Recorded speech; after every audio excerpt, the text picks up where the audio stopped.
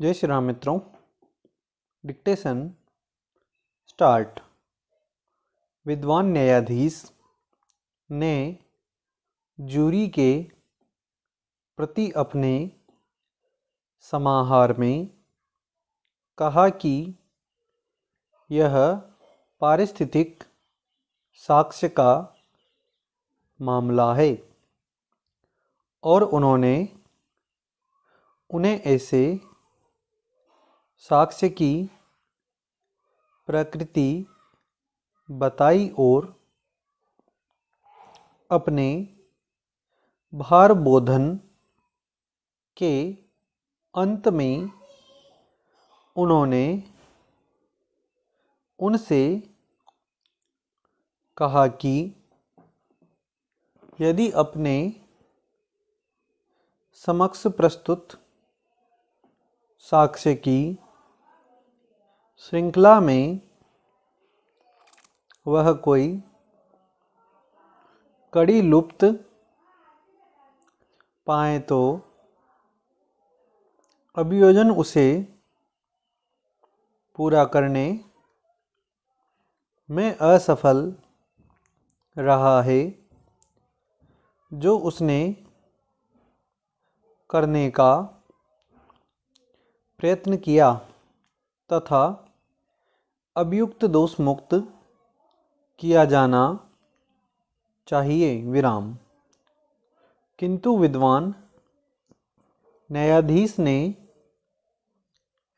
Jury को नहीं बताया कि तथाकथित श्रृंखला में बहुत सी कड़ियाँ लुप्त हैं विराम।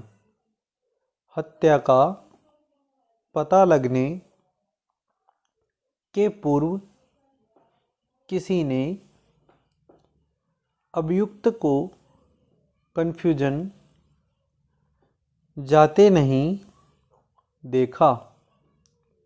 किसी ने उसे वे उस स्थान ले जाते नहीं देखा जिसके बारे में कहा गया कि वे वहाँ उसने विलियम्स को दिए और किसी ने उसे मृतक को धमकाते नहीं सुना विराम।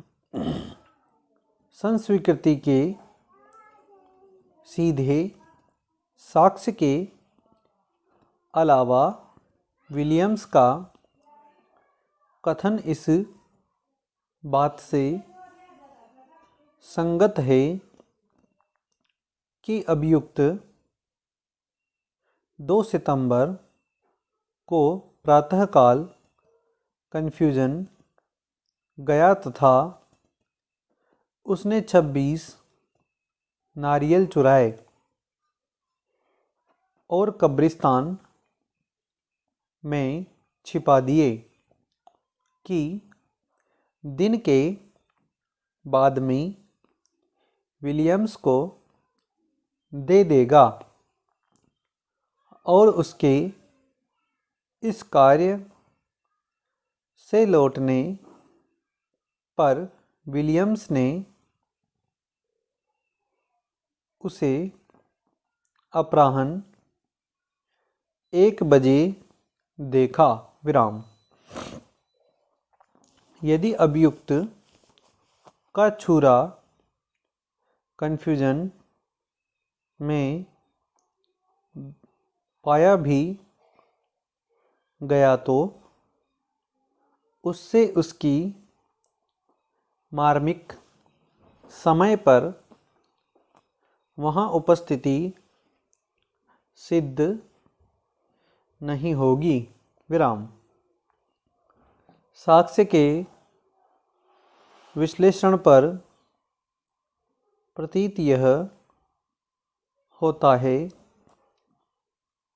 कि मामला पारिस्थितिक साक्ष्य पर आश्रित न होकर उन संस्वीकृतियों के सीधे साक्ष्य पर आधारित है जिनके बारे में कहा गया कि वे क्लिफ्टन, विलियम्स और वुडन के समक्ष